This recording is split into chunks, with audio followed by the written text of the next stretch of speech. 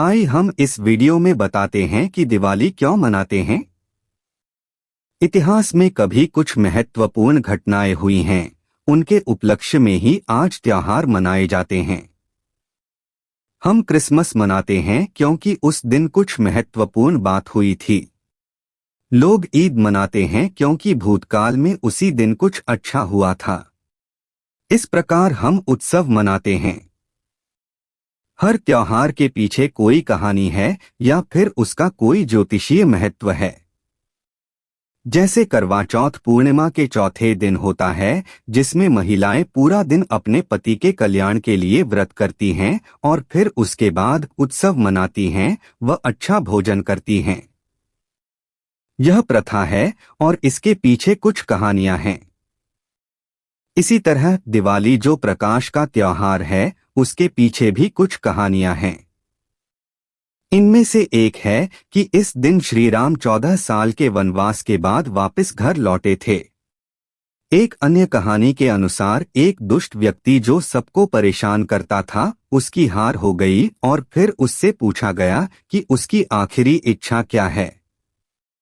तब उसने बोला कि जिस दिन पृथ्वी पर उसका आखिरी दिन हो, उस दिन पृथ्वी का प्रत्येक व्यक्ति दिया जलाए और अज्ञान रूपी अंधकार को दूर करके उसकी मृत्यु का उत्सव मनाए। देखिए यह कितनी अच्छी इच्छा है।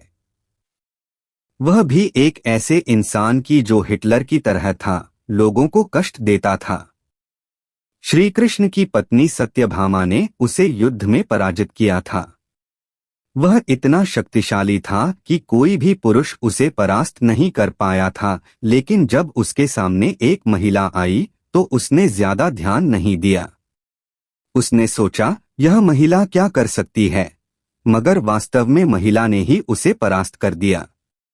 कृष्ण की पहली पत्नी ने उसे हराया और उसके पीछे कृष्ण ही थे।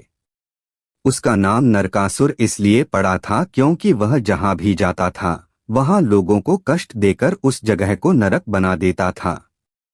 इसलिए मरते समय जब उससे पूछा गया कि अब तुम्हारी आखिरी इच्छा क्या है, तब उसने कहा, मेरी आखिरी इच्छा है कि मेरी मृत्यु सबके जीवन में प्रकाश लाए। तो फिर सभी लोगों ने दिए जलाए, जितने हो सके उतने अधिक दिए जलाए, जीवन का उत्सव मनाया। सभी कड़वाहट भूलकर जीवन को उल्लासित होकर मनाया और इसी तरह दिवाली का जन्म हुआ। इसी तरह बहुत सी कहानियां हैं। 14 वर्ष के वनवास के पश्चात भगवान राम के अयोध्या लौटने की खुशी में मनाई जाती है दिवाली। माना जाता है कि दीपावली के दिन अयोध्या के राजा राम अपने 14 वर्ष के वनवास के पश्चात लौटे थे।